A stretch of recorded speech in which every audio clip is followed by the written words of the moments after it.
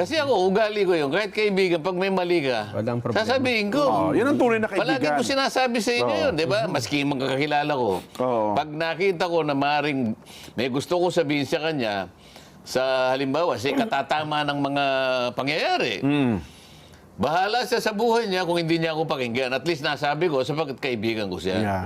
Sa nangyayari, lalong-lalo na sa nangyayari sa bansa halimbawa. Oo. Meron ako sasabihin. Masama ba yun kung sasabihin ko yung totoo?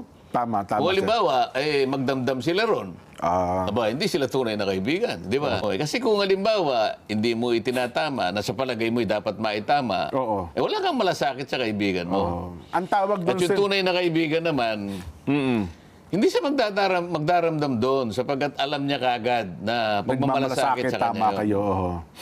Ang tawag ho doon yan, kapag yung kaibigan mo, mali ang ginagawa, pinababayaan mo. Konsentidor ang tawag doon. Tama. Konsentidor yun. Ngayon, yung mga politiko, Oo. alam mo yung mga politiko, kalahati buto, kalahati plastic. Kaya nga ayaw niya sabihin eh.